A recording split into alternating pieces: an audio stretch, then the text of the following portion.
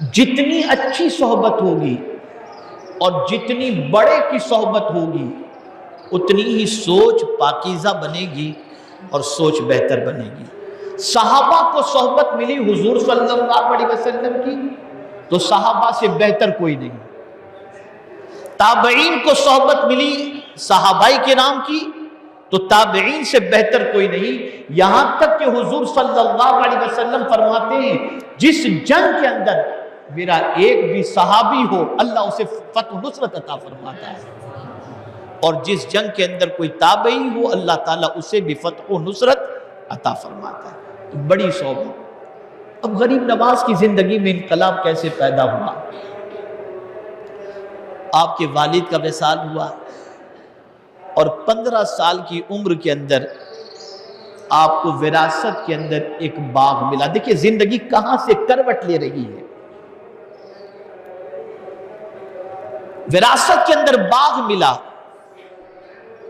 آپ اس باغ کے اندر باغبانی کرتے باغ کی۔ اچانک حضرت ابراہیم، ایک روایت میں کندوزی ہے ایک روایت میں کندوری ہے رحمت اللہ تعالی علیہ، وہ اس باغ میں تشریف لائے۔ بڑے بزرگ تھے، وہ اللہ کے مقرب بندے تھے۔ آئے سلطان الہند غریب نواز رحمت اللہ تعالی علیہ کے دل میں خیال پیدا ہوا کہ آؤ اس بزرگ کی میں کچھ خدمت کروں۔ انگور کا باغ تھا، انگور کے کچھ خوشے لیے اور لے کر کے ان کے سامنے حاضر آئے۔ توجہ چاہوں گا، غور سے سنیں گے تو بات سمجھ میں آئے گی، اور آج اچھا بندہ بننے کی تڑپ لے کر یہاں سے انشاءاللہ آپ اٹھیں گے۔ انگور لے کر کے حاضر ہوئے۔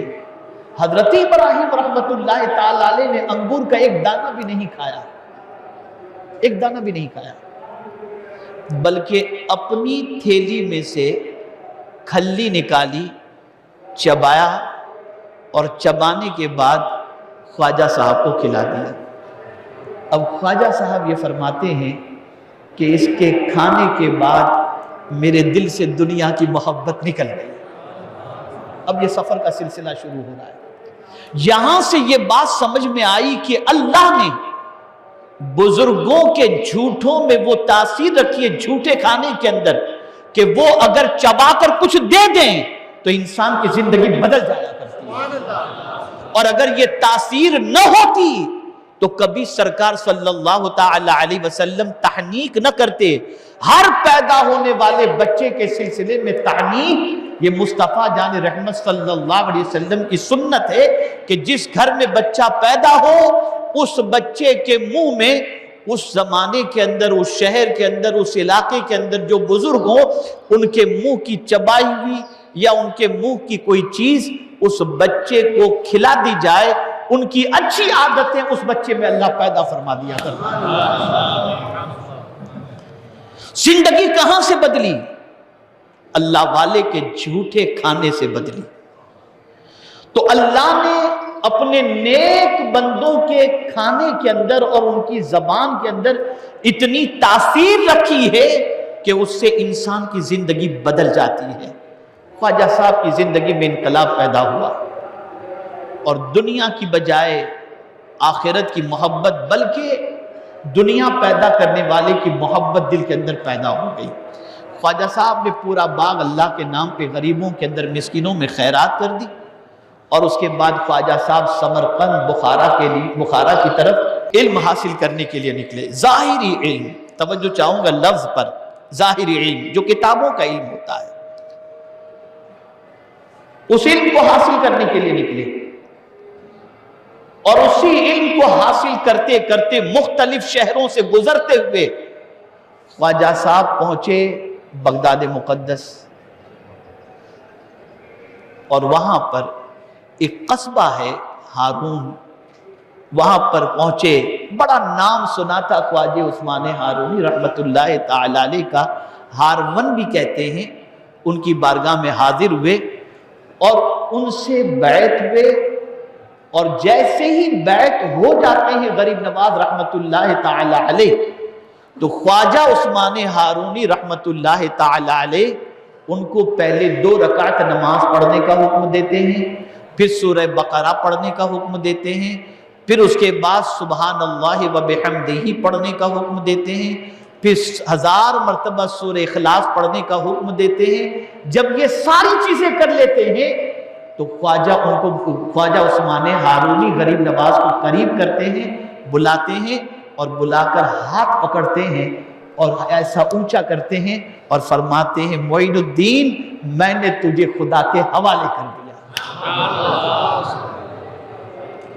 اور پھر غریب نواز رحمت اللہ تعالی علیہ 20 سال تک اپنے پیر و مرشد کے بستر کو، سامان کو اپنے سر پر اٹھائے جہاں شیخ جاتے ان کے ساتھ وہ سفر کرتے اور ان کی خدمت میں لگے رہتے اور ان کی دعائیں دیا کرتے۔ اے رسول اعظم صلی اللہ تعالی علیہ وسلم کے دیوانوں، پہلے دنیا کی محبت نکلی حضرت ابراہیم علیہ الرحمت والرضوان کی خدمت کی بنیاد پر، بعد میں قدرت تک رسائی ہوئی خواجہ عثمان ہارونی رحمت اللہ تعالی علیہ کی خدمت اور ان کی تعلیمات پر عمل کرنے کی بنیاد پر۔ یہاں سے ہمیں ذہن مل رہا ہے کہ بندے اگر تو میرا بندہ بننا چاہتا ہے تو میرے مقبول بندوں کی خدمت کر، جب تو ان کی خدمت کرے گا تو میں تجھے بھی اپنا مقبول بندہ بنا لوں گا۔ یہ ذہن ملا۔ کبھی اللہ عز و جل مقام عطا کرتا ہے ماں باپ کی خدمت کی بنیاد پر، کبھی اللہ عز و جل مقام عطا کرتا ہے علماء اور مشائخ کی خدمت کی بنیاد پر، کبھی اللہ مقام عطا کرتا ہے پیر و مرشد کی خدمت کی بنیاد پر، اور کبھی اللہ مقام عطا فرماتا ہے بیوی بچوں کی خدمت کی بنیاد پر، اور کبھی اللہ مقام عطا کرتا ہے بندگان خدا کی خدمت کی بنیاد پر۔ اس لیے کہ جب بندہ بندے کی خدمت میں لگتا ہے تو مولا کو اس بندے پر پیار آتا ہے کہ یہ بندہ جب میرے بندے کا اتنا خیال رکھتا ہے تو اس بندے کو میں اپنا قریبی کیسے نہ بنا لوں، اور مولا اسے قرب کی دولت سے مالا مال فرما دیتا ہے۔ اے رسول اعظم صلی اللہ علیہ وسلم کے دیوانوں، سلطان الہند نے یہی پر اکتفا نہیں کیا، اور خواجہ عثمان ہارونی رحمت اللہ تعالی علیہ جو وقت کے جلیل القدر بزرگ اور جن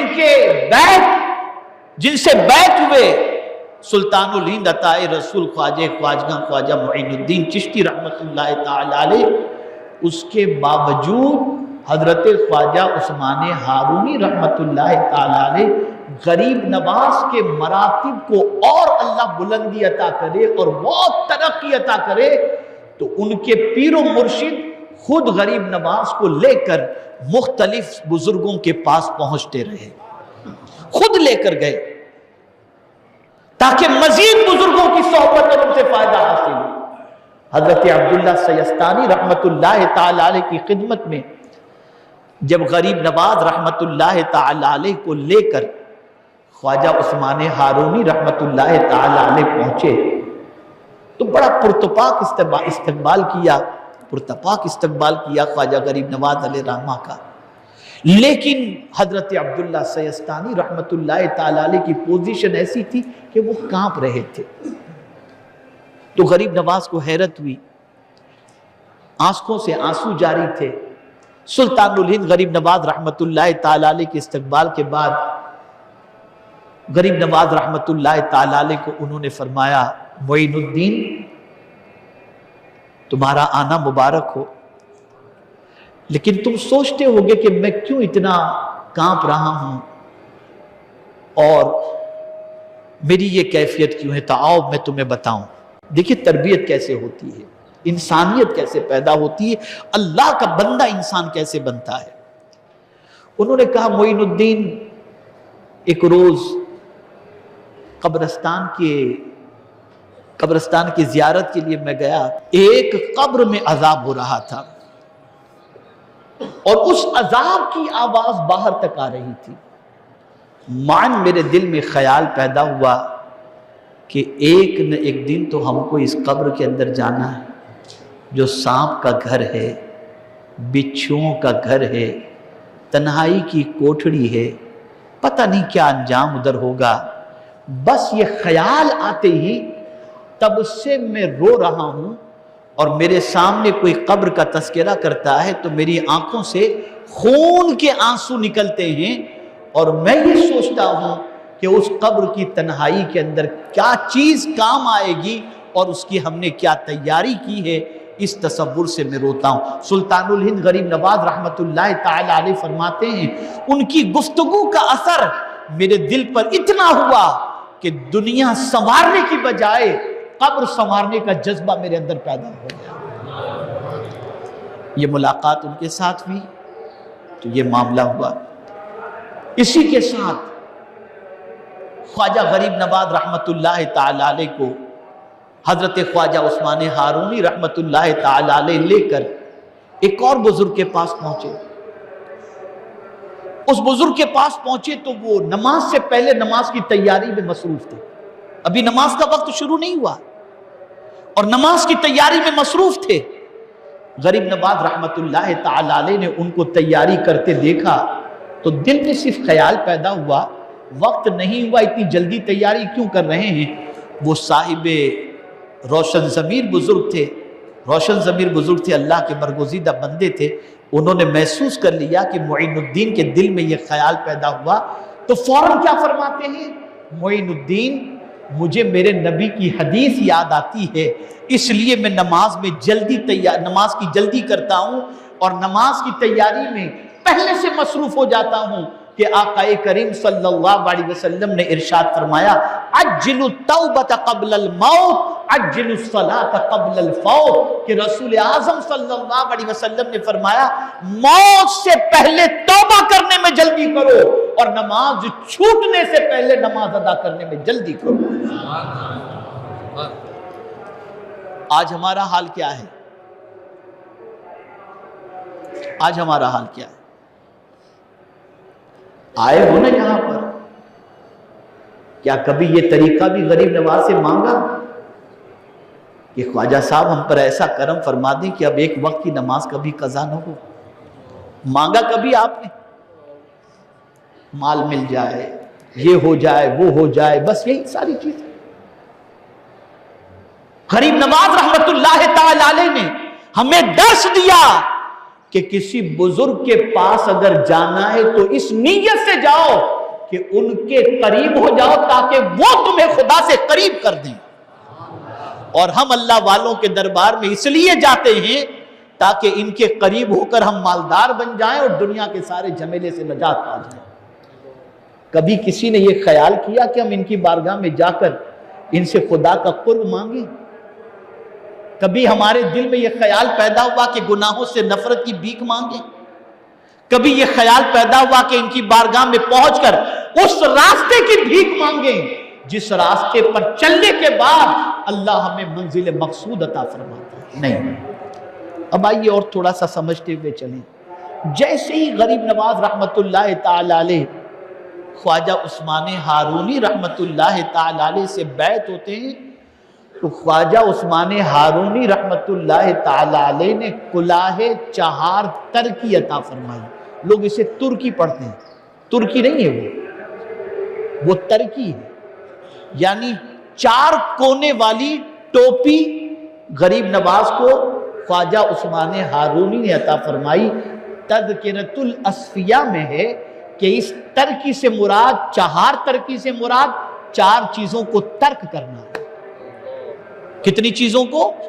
بولیے، 4 چیزوں کو ترک کرنا ہے۔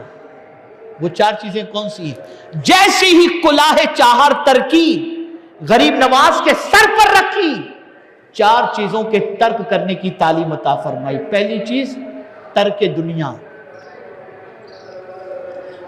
دنیا سے ترک، دنیا سے کوئی محبت نہیں۔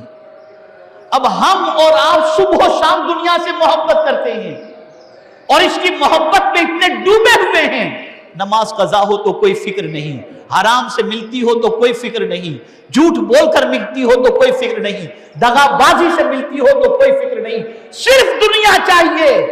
لیکن خواجہ کے سر پر چہار ترکی رکھ کر پہلی چیز کی تعلیم خواجہ عثمان ہارونی نے جو عطا فرمائی وہ ترک دنیا ہے کہ دنیا کی محبت میں نہیں، اللہ کی محبت میں اپنے دل کو تم منور و مجلہ کرو۔ آپ کو میں دنیا کے بارے میں بتاؤں، جب سے اللہ نے دنیا پیدا فرمائی ہے نا، تب سے ایک مرتبہ بھی دنیا پر اللہ نے نظر رحمت نہیں ڈالی۔ یہ ہے دنیا، مردار ہے، یہ مردار ہے۔ اسی کی محبت کے اندر ہم نہ جانے کتنے گناہ کی اور کتنی برائیاں کرتے چلے جاتے ہیں، اور یہ ہر فتنے کی جڑ ہے، ہر برائی کی جڑ ہے۔ یہی دنیا کی محبت ہمیں اللہ سے دور بھی کر دیتی ہے اور اللہ کے رسول صلی اللہ علیہ وسلم سے دور بھی کر دیتی ہے۔ آپ کہیں گے دنیا میں رہنا ہو تو دنیا کے بغیر، مال و زر کے بغیر کیسے رہیں گے؟ تو میں آپ کو ایک چیز بتا دوں، محبت دل کے اندر اللہ اور اس کے رسول کی ہو، اور دنیا کو ایک سواری سمجھو کہ ایک سواری ہے، اس پر سوار ہو کر کے آپ کو جانا ہے، باقی دنیا سے اور زیادہ لگاؤ نہ رکھو، اور دنیا کی محبت میں اتنے نہ ڈوب جاؤ کہ مولا اور اس کے رسول کے فرمان کے خلاف زندگی گزارنے لگ جاؤ۔ تو پہلی چیز ترک دنیا۔ دوسرا ترک کیا ہے؟ ترک عقبا، آخرت کو بھی بھول جاؤ، آخرت کو بھول جاؤ۔ اب یہ آخرت کیسے آدمی بھولے؟ ترک عقبا تو بہت یعنی معاملہ بڑا عجیب ہے۔ تیاری یہاں دنیا میں رہ کر تو آخرت کی کرنی ہے، لیکن عقبا کو بھی ترک کرنا۔ تو یہاں پر خزینۃ الاصفیاء کے اندر فرمایا گیا، تذکرۃ الاصفیاء میں، کہ ترک عقبا سے مراد یہ ہے کہ اس لیے بندگی نہیں کرنی کہ اللہ جہنم سے بچا دے، اس لیے بندگی نہیں کرنی کہ اللہ جنت عطا فرما دے، بلکہ بندگی صرف اس لیے کرنی ہے کہ میرا مولا راضی ہو جائے۔ صرف اس کا مقصود، نہ جنت مقصود ہو نہ دوزخ سے بچنا مقصود ہو، مقصود صرف اللہ عز و جل ہو، یہ مقصود ہو۔ اس مقصود کے لیے ترک عقبہ کی تعلیم خواجہ غریب نواز کو خواجہ عثمان ہارونی نے عطا فرمائی۔ تیسرا ترک، ترک خواب و خوراک، بہت زیادہ سونا اور بہت زیادہ کھانا، اس کو ترک کرنے کے حوالے سے غریب نواز کو تعلیم دی گئی۔ نہ بہت زیادہ سو، نہ بہت زیادہ کھاؤ، ضرورت جتنا کھاؤ، ضرورت جتنا سو۔ یہ تیسرا ترک یہ غریب نواز رحمت اللہ تعالی علیہ کو حضرت خواجہ عثمان ہارونی رحمت اللہ تعالی علیہ۔ چوتھا ترک، ترک خواہش نفس، اپنے نفس کی خواہش کو پوری کرنا۔ نفس کہے جھوٹ بول، چل دیے، نفس کہے اس عورت کو دیکھ لیے، نفس کہے یہ بدکاری کر لیے۔ جب تک کہ انسان اپنی خواہش نفس کو نہیں کچلتا، وہ کسی مقصد کے اندر کامیاب نہیں ہو سکتا، اور نہ اللہ کے قرب کی دولت سے مالا مال ہو سکتا ہے۔ تو سلطان الہند غریب نواز رحمت اللہ تعالی علیہ کو چوتھی تعلیم دی گئی، ترک خواہش نفس۔ نفس کے غلام مت بنو، نفس کی پیروی مت کرو، نفس کی خواہش پوری نہ کرو، نفس کے تقاضے کو پورا نہ کرو، بلکہ جب بھی تمہیں کچھ پورا کرنا ہے تو اپنے رب کے فرمان پر عمل کرنے میں جلدی کرو، اور رب کی بات ماننے میں تاخیر نہ کرو۔ عجلت سے رب کی بات مان کر اللہ کی خوشی کا خیال کرو۔ آج ہماری پوزیشن کیا ہے؟ ہم سب کی خوشی کا خیال کرتے ہیں، سب کی خوشی کا، لیکن صبح سے لے کر رات تک اپنے رب کو ناراض کر کے کبھی اس کو خوش کرنے کی کوشش نہیں کرتے، کبھی اسے راضی کرنے کی کوشش نہیں کرتے۔ کیا آپ کو آپ کی زندگی کی کوئی رات ایسی معلوم ہے جس میں اللہ نہ کرے دن میں آپ سے کوئی بڑا گناہ سرزد ہو گیا ہو اور آپ کی طبیعت بے چین اور بے قرار ہو گئی ہو، اور آپ رات کو مصلی بچھا کر اپنے رب کی بارگاہ میں رو رو کر عرض کر رہے ہوں، مولا مجھے معاف فرما دے، مجھے اپنے عذاب سے بچا دے؟ نہیں، یاد کرو اپنی زندگی کی کوئی ایسی رات غور کرو اپنی زندگی کی کوئی ایسی رات۔ اے رسول اعظم صلی اللہ علیہ وسلم کے دیوانوں، یہ وہ طریق ہے ترک خواہش نفس جو غریب نواز رحمت اللہ تعالی علیہ نے اختیار فرمایا۔ ہم ان کے راستے کو نہیں پڑھ رہے، اور جب کوئی ترک خواہش نفس، ترک خواب و خوراک، ترک عقبہ اور ترک دنیا کر کے صرف مطلوب و مقصود مولا کو بنا لے، تو پھر میرے آقا نے فرما دیا من کان للہ کان اللہ لہو، جو اللہ کا ہوتا ہے اللہ اس کا ہو جاتا ہے۔ اب اس کی پوزیشن کیا ہوتی ہے؟ وہ صرف ہاتھ اٹھا دے مولا تقدیر بدل دیتا ہے، وہ لب ہلا دے تو مولا دعاؤں کو قبول کر لیتا ہے۔ ہمارا حال یہ ہے 24 گھنٹے خدا کی ایک نہیں مانتے، اور چاہتے یہ ہے کہ ہم جو دعا کرے اللہ قبول کر لے۔ اور خواجہ صاحب کا حال یہ ہے، کبھی خدا کے حکم کے خلاف چلتے ہی نہیں، سب خدا ہی کی مانتے، اس لیے جو وہ کہہ دیتے مولا ان کی دعاؤں کو قبول کر لیا کرتا، ان کی باتوں کو قبول کر لیتا۔ اور یہاں ایک بات میں عرض کروں، ہم خبریں پڑھ کر کے غمگین ہو جاتے ہیں، نیوز دیکھ کر کے غمگین ہو جاتے ہیں، پتہ نہیں کیا ہوگا۔ اور خواجہ صاحب جیسے اللہ کے برگزیدہ بندوں کا عالم یہ کہ دشمنوں کی فوج دیکھ کر کے بھی مطمئن نظر آتے ہیں۔ کیوں؟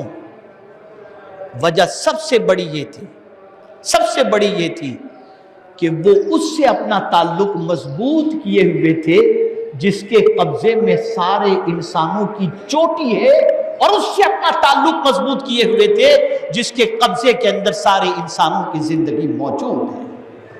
اور حال تو اس سے برعکس ہے۔ میں آپ کے سامنے خواجہ صاحب کی بہت ساری کرامتیں ابھی پیش کر دوں، لیکن آپ اس مقام پر نہیں پہنچ سکتے کہ وہ کرامتیں دکھا سکیں، لیکن میں وہ راستہ آپ کو بتانا چاہتا ہوں جس راستے پر چل کر کے آپ خواجہ کے غلاموں میں شامل ہو سکتے ہیں، اور خواجہ کے نقش قدم پر چل کر اللہ کے اچھے بندوں میں آپ کا اور ہمارا شمار ہو سکتا ہے۔ یہاں آئے ہو نا، اس راستے کی بھیک مانگو جس راستے پر خواجہ چلے ہیں، اس راستے کی بھیک مانگو جس راستے پر غوث و خواجہ چلے ہیں، وہ چیز اختیار کرو جسے خواجہ صاحب نے اختیار کیا۔ ہماری پسند کیا ہے؟ آپ کی پسند کیا ہے؟ ہمیں بنگلہ پسند، عالیشان کاریں پسند، دنیا کے باغ و بہار پسند۔ کسی نے خواجہ صاحب سے پوچھا خواجہ صاحب آپ کا باغ کیا ہے؟ سنیے خواجہ صاحب آپ کا باغ کیا ہے اور اس باغ کی بہار کیا ہے؟ تو خواجہ صاحب کہتے ہیں قرآن میرا باغ ہے۔ کیا فرماتے خواجہ صاحب؟ قرآن میرا باغ ہے اور اس باغ کی بہار محمد عربی صلی اللہ علیہ وسلم۔ ذرا سوچ دیکھو، باغ قرآن کو کہہ رہے ہیں اور بہار مصطفیٰ جان رحمت صلی اللہ علیہ وسلم کو فرما رہے ہیں۔ جب کوئی اس طرح سے قرآن اور صاحب قرآن میں ڈوب جائے تو پھر کیفیت یہ بن جاتی ہے کہ وہ رسول کی عطا بن کر پوری دنیا کو خیرات بانٹتے ہوئے دکھائی دیتے ہیں۔ قصہ کہانی، غزلیں اور گانے، پکچر اور مووی، اس سے کوئی مقام نہیں ملتا، مقام قرآن سے ملتا ہے، مصطفیٰ جان رحمت صلی اللہ علیہ وسلم کی محبت سے ملتا ہے۔ اے رسول اعظم صلی اللہ تعالی علیہ وسلم کے دیوانوں، بہت سارے بد عقیدہ لوگ یہ کہتے ہوئے دکھائی دیتے ہیں، غریب نواز تو چھوڑیے، ان کا مقام تو ہے ہی اپنی جگہ پر، لیکن ان سے اونچا مقام مصطفیٰ جان رحمت صلی اللہ علیہ وسلم کا ہے۔ اور معاذ اللہ وہ کہتے ہیں کہ سرکار صلی اللہ علیہ وسلم کی بارگاہ سے معاذ اللہ وصال کے بعد کچھ نہیں ملتا، وہاں نہیں مانگنا چاہیے۔ جب حضور صلی اللہ علیہ وسلم ظاہری طور پر تھے تب ان سے سوال کرنا جائز تھا، وصال کے بعد سوال کرنا جائز نہیں۔ لیکن خواجہ صاحب نے زمین پر جتنے اولیاء تھے جہاں تک وہ جا سکتے تھے پہنچے اور ان سے فیض حاصل کیا، یہاں تک کہ جیلان بھی پہنچے اور غوث پاک کی صحبت میں 57 دن رہے۔ کتنے دن؟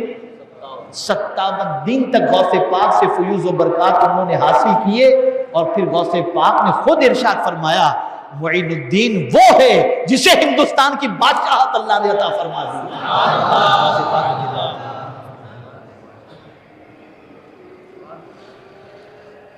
اور رشتے کے اندر بھی غریب نواز اور غوث پاک لگتے ہیں۔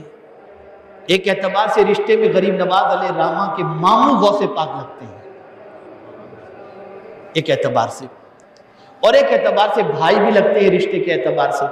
بہرحال غریب نواز علیہ الرحمہ نے کئی اولیاء کی صحبت اختیار کی، کئی بزرگوں کی صحبت اختیار کی، اور یہاں تک کہ زمین پر جتنے موجود تھے، شیخ نجم الدین کبریٰ رحمت اللہ تعالی علیہ وغیرہ جتنے بھی اولیاء موجود تھے، جہاں تک جا سکتے تھے گئے اور انہوں نے فیض حاصل کیا۔ اور یہاں ایک چیز بتا دوں، کبھی اپنے آپ کو کمپلیٹ انہوں نے نہیں سمجھا کہ اب میرا مقام تو یہ ہو گیا، اب تو مجھے کسی کی صحبت کی ضرورت نہیں ہے، میں تو ہاتھ اٹھا دوں تو بگڑی بن جائے، اب مجھے کسی کے پاس جانے کی کیا ضرورت۔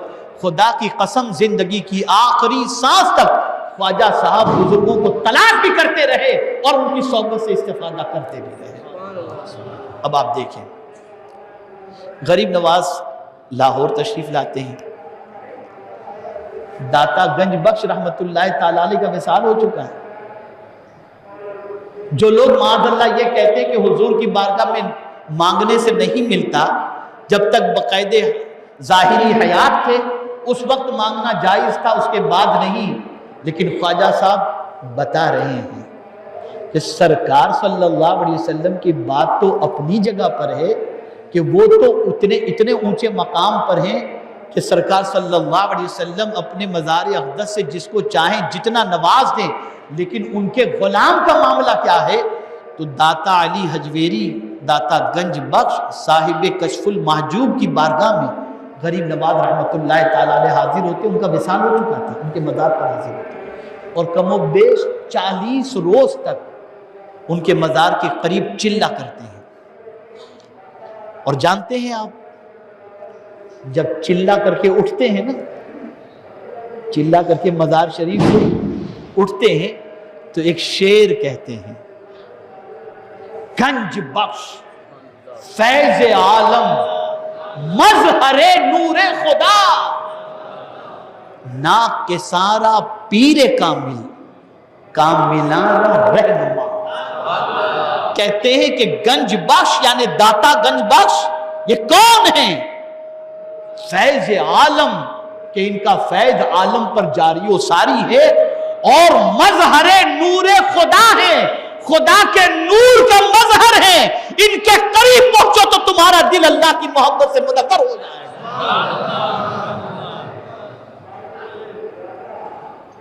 اور فرماتے ہیں ناک کے سارا پیر کامل، جو ناقص ہیں، ادھورے ہیں، کمزور ہیں، جو راہ چلنا نہیں جانتے، کسی اعتبار سے ان کو کوئی طریقہ نہیں معلوم، ان کے لیے پیر کامل۔ دیکھیے میں جو بات عرض کر رہا تھا، ولیوں کی بارگاہ میں جا کر کے کیا سیکھو اور کیا مانگو، یہی چیز غریب نواز بتا رہے ہیں کہ ناک کے سارا پیر کامل، جو راستہ چلنا نہیں جانتے، ان کے لیے یہ ایسے پیر کامل ہیں کہ ان کی بارگاہ میں پہنچ جاؤ تو تمہیں چلنے کا سلیقہ نصیب ہو جائے گا، تمہاری زندگیاں بدل جائے گی۔ اور اگر کوئی کامل ان کی بارگاہ میں پہنچتا ہے تو وہی بات جو میں نے ابتدا میں عرض کی تھی کہ خواجہ صاحب چوکھٹ پر مانگنے آنے والوں میں صرف عام آدمی نہیں ہیں، اولیاء بھی بھیک مانگنے آتے ہیں۔ میں آپ کو پورے وثوق کے ساتھ کہتا ہوں اور پورے یقین کے ساتھ کہتا ہوں، یہ نہ سمجھنا کہ اس وقت خواجہ صاحب کے آستانے کے ارد گرد عام آدمیوں کا جمع غفیر ہے، نہیں، ہندوستان کے کئی بڑے بڑے اولیاء اس وقت خواجہ صاحب کی چوکھٹ پر بھیک مانگ رہے ہیں۔ یہاں سے ولایت بھی ملتی ہے، قطبیت بھی ملتی ہے، مقام بھی ملتا ہے اور مرتبہ بھی ملتا ہے۔ جو جس طلب سے آتا ہے وہ طلب یہاں پر پوری کر دی جاتی ہے، وہ مقصد اس کا پورا کر دے۔ ناقص ہیں وہ شخص جو یہاں آ کر فنا ہونے والی دنیا مانگتے ہیں۔ پریشانیوں کا حل مانگو، ان کے توسل سے دنیا کے غم سے نجات مانگو، لیکن صرف یہی نہ مانگو، یہ مانگو کہ آپ کو آپ کے پیر نے خدا سے قریب کر دیا، ہم آپ کے قریب آئے ہیں، آپ بھی ہمیں خدا اور اس کے رسول سے قریب کر دیں۔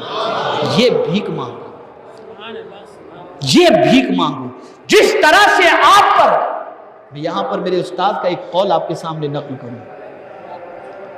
میں اس سے پہلے کے سفر میں تقریباً چار مہینے پہلے جب میں یہاں آ رہا تھا اجمیر مقدس، تو میرے استاد سے میں نے کہا کہ میں غریب نواز کی بارگاہ میں جا رہا ہوں، دعا کریں کہ کرم ہو جائے۔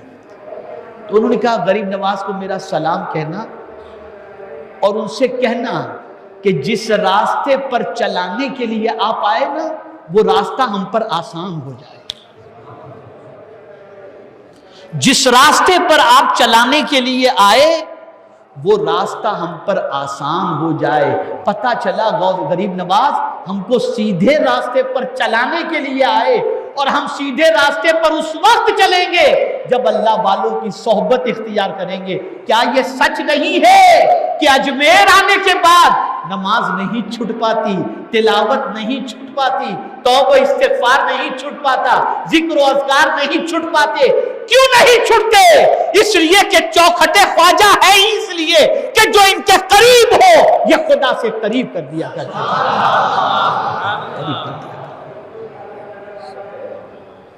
تو اے رسول اعظم صلی اللہ تعالی علیہ وسلم کے دیوانوں، عرض کرنے کا منشا یہ ہے کہ غریب نواز رحمت اللہ تعالی علیہ فرماتے ہیں نا کسارا پیر کامل کامل آرا رہنما، یعنی حضرت داتا گنج بخش کی شان کیا ہے؟ مکمل جو ہیں بڑے بڑے پیر اور اولیاء اور قطب ہیں، ان کے لیے آستانِ داتا گنج بخش یہ ہے کہ ان کے لیے رہنما کا کام داتا گنج بخش کی بارگاہ عطا کرتی ہے، رہنمائی کا کام انجام دیتی ہے، یعنی کیسے مزید ترقی کی جائے وہ راہ ان کی بارگاہ سے میسر ہوتی ہے۔ اب کیسے بزرگوں کی بارگاہ میں بیٹھا جائے، اللہ والوں کے آستانے سے فیض کیسے ملے اور کس طرح سے لوگوں نے پایا، تو اس میں بھی غریب نواز کا آپ طریقہ دیکھ لیں۔ سلطان الہند غریب نواز رحمت اللہ تعالی علیہ ایک بزرگ تھے حضرت عبداللہ انصاری رحمت اللہ تعالی علیہ، ان کی بارگاہ میں حاضر ہوئے۔ اب جب ان کی بارگاہ میں حاضر ہوئے تو آپ جانتے ہیں عشاء کے وضو سے ان کے آستانے پر بیٹھ کر پوری رات ذکر و اذکار میں گزارتے، یہاں تک کہ فجر کا وقت ہو جاتا، فجر کا وقت ہو جاتا۔ میں کسی پر کرٹیسائز تو نہیں کرتا، میں خود اس لائق نہیں ہوں، لیکن ہم دیکھیں کہ اولیاء کی بارگاہ میں جا کر کے کیسے طلب کرنا چاہیے اور کیسے بھیک مانگنی چاہیے، کیا یہ طریقہ ہمارے پاس ہے؟ نہیں ہمارے پاس۔ میں نے بہت ساروں کو چلو عرس ہے ہو کر کے آتے، میرے بھائی آپ نہیں جانتے کہ یہ عرس کیا ہے اور اللہ والوں کی بارگاہ کی حاضری کیا ہے۔ تو عرض کرنے کا منشا یہ ہے کہ میرے پیارے آقا صلی اللہ تعالی علیہ وسلم کے پیارے دیوانوں، غریب نواز رحمت اللہ تعالی علیہ جس راستے پر چل کر اللہ عز و جل کے قرب کی دولت سے اور رسول اعظم صلی اللہ علیہ وسلم کے قرب کی دولت سے مالا مال ہوئے، یہاں آنے کے بعد غریب نواز سے اس راستے پر چلنے کی بھیک مانگو کہ خواجہ ہمارے لیے سیدھا راستہ آسان کر دو تاکہ اس راستے پر چل کر کے ہم آپ کے غلاموں کے اندر شامل ہو جائیں۔ اور اسی کے ساتھ غریب نواز میرے آقا صلی اللہ علیہ وسلم کی بارگاہ کے بڑے مقبول تھے۔ کیا خوشی محسوس کر رہے ہوں گے خواجہ عثمان ہارونی اپنے مرید پر، اللہ اکبر، ان کے مقام کو دیکھ کر، کہ جب خواجہ عثمان ہارونی اپنے مرید غریب نواز کو لے کر جب رسول اعظم صلی اللہ علیہ وسلم کی بارگاہ میں پہنچتے ہیں اور خواجہ صاحب کہتے ہیں سرکار کو سلام پیش کرو، تو خواجہ صاحب حضور کی بارگاہ میں عرض کرتے ہیں الصلاۃ والسلام علیکہ یا رسول اللہ، تو قبر انور سے آواز آتی ہے وعلیکہ السلام یا قطب المشائخ، اور یہ آواز جب ان کے پیر و مرشد نے سنا تو فرماتے ہیں میرا مرید اب معین الدین مجھے بہت محبوب ہے، میں اس کی مریدی پر فخر کرتا ہوں۔ یہ ہے، ہر مرید اپنے پیر پر ناز کرتا ہے۔ خواجہ ایسے مرید تھے کہ ان پر ان کے پیر ناز کرتے تھے۔ آپ ذرا سوچو، لیکن یہ سارا پروسیجر جو ہے نا اس مقام تک پہنچنے کا، اس کے لیے آپ یاد رکھیں پہلی چیز ہے اللہ والوں کی صحبت۔ اس کو ذہن میں بٹھا لیں۔ بہت سارے لوگ یہ کہتے ہیں یار ہمیں تو جو بھی ملتا ہے بس دنیا دنیا دنیا، کوئی اچھا نہیں ملتا۔ بھائی چلو ٹھیک ہے، آپ کو ایسے ملتے ہیں نا، تو خواجہ صاحب نے دوسرا طریقہ بھی بتا دیا، دوسرا طریقہ، اور وہ طریقہ یہ ہے کہ اگر آپ کی نظر میں کوئی نہیں جچ رہا تو میں تو جچ رہا ہوں نا، میری چوکھٹ پہ آ کر بیٹھ جایا کرو، مخدوم ماہیمی کی چوکھٹ پر جا کر بیٹھ جاؤ، بندہ نواز کی چوکھٹ پر جا کر کے بیٹھ جاؤ۔ یہ سب تو بارگاہ الہی کے مقرب ہے نا۔ جب ان کی چوکھٹ پر بیٹھ کر ان سے اس راستے کی بھیک مانگو گے تو ان کے صدقے میں اللہ تم پر کرم کی نظر فرما دے گا۔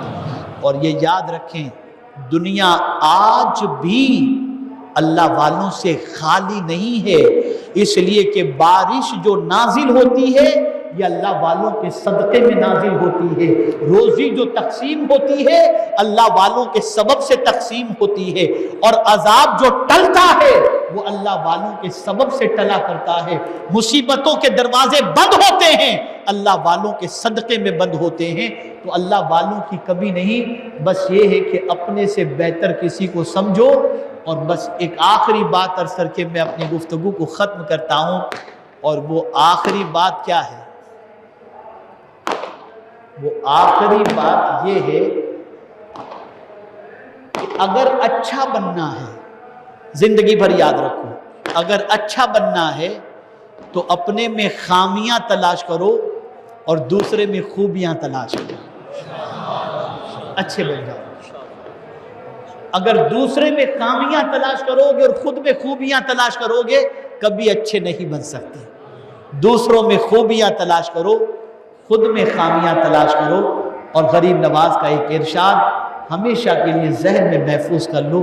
غریب نواز رحمت اللہ تعالی علیہ فرماتے ہیں رات کو جب تم سویا کرو تو باوضو سویا کرو، اس لیے کہ جب تم باوضو سوتے ہو تو اللہ کے معصوم فرشتے تمہارے لیے مغفرت کی دعائیں کرتے ہیں۔ کیا یہ بھی ڈیفیکلٹ ہے؟ کیا یہ بھی مشکل ہے؟ جب یہ مشکل نہیں تو اسے اپنانے کی کوشش کرو، اور ہمیشہ اچھے اور اللہ کے برگزیدہ بندوں کی صحبت، ان کی خدمت، ان کے نقش قدم پر چلنے کی کوشش کرو۔ کسی کی دعا لگ جائے گی تو انشاءاللہ العظیم اللہ قرب کی دولت عطا کر دے گا۔ لیکن سوچ صحیح بناؤ، کسی بزرگ سے محبت دنیا کے لیے مت کرو، اللہ کے لیے کرو اور اللہ کے رسول صلی اللہ علیہ وسلم کے لیے کرو۔ اللہ کرے کہ آج ہم جتنے بھی یہاں پر حاضر ہیں اور بھی جتنے یہاں پر حاضر ہیں اور پوری دنیا میں جو خواجہ صاحب کی چھٹی منا رہے ہیں اور جن جن لوگوں نے دعاؤں کی گزارش کی ہے، پروردگار سب کے سینے کو منور فرما دے اور ہم سب کو اللہ اور اس کے رسول جل جلالہ و صلی اللہ علیہ وسلم کی محبت سے ہم سب کے قلوب کو منور و مجلہ فرمائے۔